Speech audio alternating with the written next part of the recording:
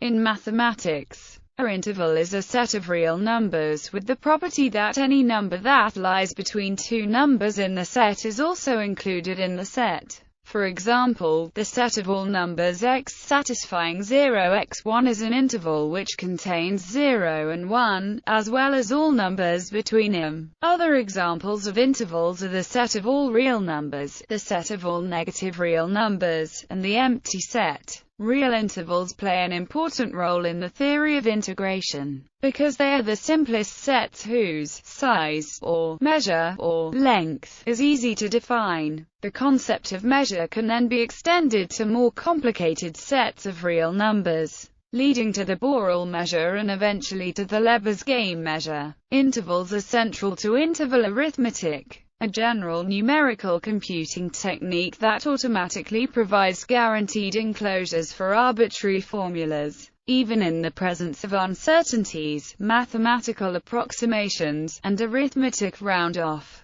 intervals are likewise defined on an arbitrary totally ordered set, such as integers or rational numbers. The notation of integer intervals is considered in the special section below. Notations for intervals. The interval of numbers between a and b, including a and b, is often denoted a, b. The two numbers are called the endpoints of the interval. In countries where numbers are written with a decimal comma, a semicolon may be used as a separator, to avoid ambiguity, including or excluding endpoints to indicate that one of the endpoints is to be excluded from the set. The corresponding square bracket can be either replaced with a parenthesis, or reversed. Both notations are described in International Standard ISO 31-11. Thus, in set builder notation, note that a and is often used to denote an ordered pair in set theory. The coordinates of a point or vector in analytic geometry and linear algebra, or a complex number in algebra. That is why Bourbaki introduced the notation a, b to denote the open interval. The notation a, b, too, is occasionally used for ordered pairs, especially in computer science.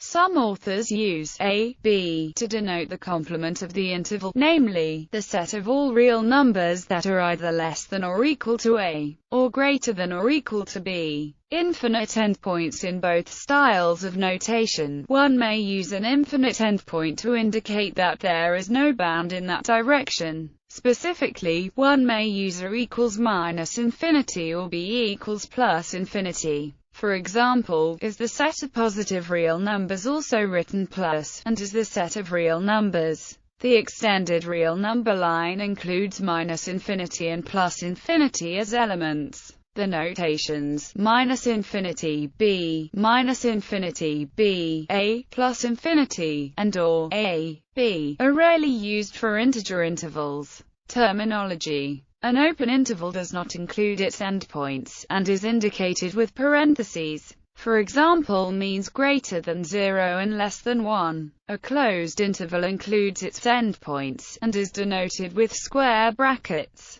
For example, 0, 1 means greater than or equal to 0 and less than or equal to 1. A degenerate interval is any set consisting of a single real number. Some authors include the empty set in this definition. A real interval that is neither empty nor degenerate is said to be proper, and has infinitely many elements. An interval is said to be left-bounded or right-bounded if there is some real number that is, respectively, smaller than or larger than all its elements. An interval is said to be bounded if it is both left and right-bounded, and is said to be unbounded otherwise. Intervals that are bounded at only one end are said to be half-bounded. The empty set is bounded, and the set of all rails is the only interval that is unbounded at both ends. Bounded intervals are also commonly known as finite intervals. Bounded intervals are bounded sets, in the sense that their diameter is finite. The diameter may be called the length, width, measure, or size of the interval. The size of unbounded intervals is usually defined as plus infinity, and the size of the empty interval may be defined as 0 or left undefined. The center of bounded interval with endpoints a and b is 2, and its radius is the half-length, a minus b, 2. These concepts are undefined for empty or unbounded intervals.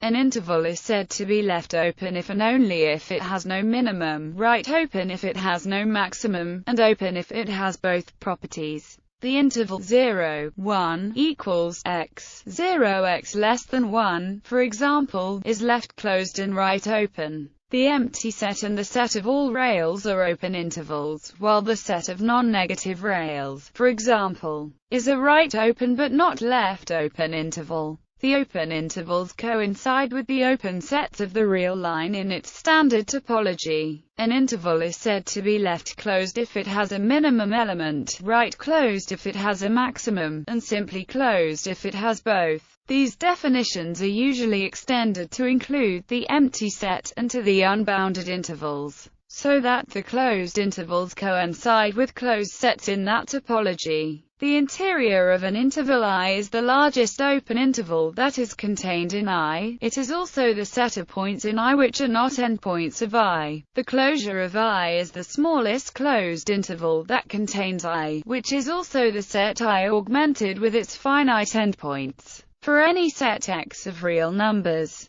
the interval enclosure or interval span of X is the unique interval that contains X and does not properly contain any other interval that also contains X. Classification of intervals. The intervals of real numbers can be classified into 11 different types, listed below, where A and B are real numbers, with empty, degenerate, proper and bounded, open, closed, left closed, right open, right closed, left bounded and right unbounded, left open, left closed, left unbounded and right bounded, right open, right closed, unbounded at both ends. Intervals of the extended real line. In some contexts, an interval may be defined as a subset of the extended real numbers. The set of all real numbers augmented with -infinity and +infinity. In this interpretation, the notations -infinity b, -infinity b, a, +infinity, and denotes the set of all ordinary real numbers, while -infinity,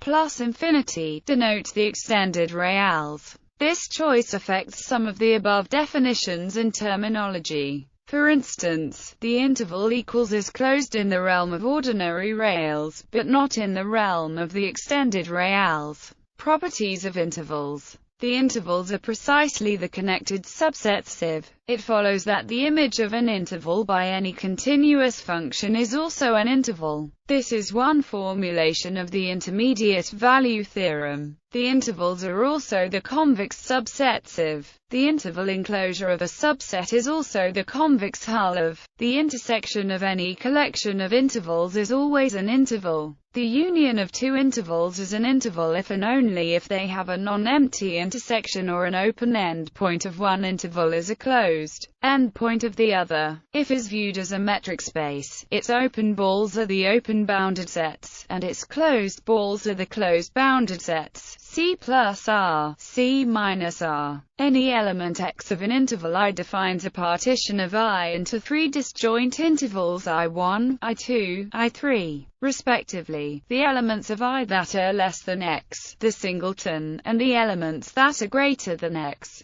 The parts I1 and I3 are both non-empty if and only if X is in the interior of I. This is an interval version of the trichotomy principle. Diadic intervals. A diadic interval is a bounded real interval whose endpoints are and where and integers. Depending on the context, either endpoint may or may not be included in the interval. Diadic intervals have the following properties. The length of a diadic interval is always an integer power of 2. Each diadic interval is contained in exactly one diadic interval of twice the length. Each diadic interval is spanned by two diadic intervals of half the length. If two open diadic intervals overlap, then one of them is a subset of the other. The diadic intervals consequently have a structure that reflects that of an infinite binary tree. Diadic intervals are relevant to several areas of numerical analysis, including adaptive mesh refinement, multigrid methods and wavelet analysis. Another way to represent such a structure is p-adic analysis. Generalizations.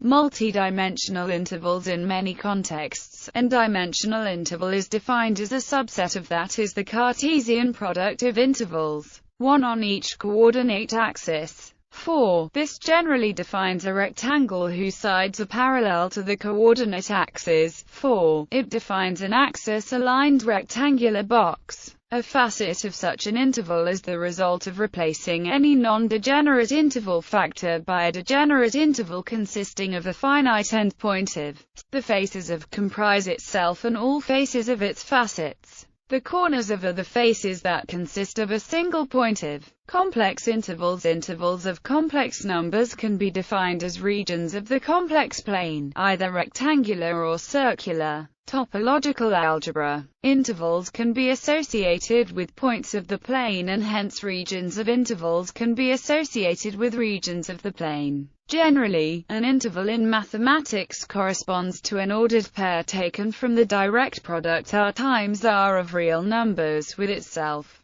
Often it is assumed that y greater than x. For purposes of mathematical structure, this restriction is discarded, and reversed intervals where y minus x less than 0 are allowed. Then the collection of all intervals x, y can be identified with the topological ring formed by the direct sum of R with itself, where addition and multiplication are defined component-wise. The direct sum algebra has two ideals, x, 0, xr, and 0, y, yr. The identity element of this algebra is the condensed interval 1, 1. If interval x, y is not in one of the ideals, then it has multiplicative inverse 1, x, 1, y. Endowed with the usual topology, the algebra of intervals forms a topological ring. The group of units of this ring consists of four quadrants determined by the axes, or ideals in this case.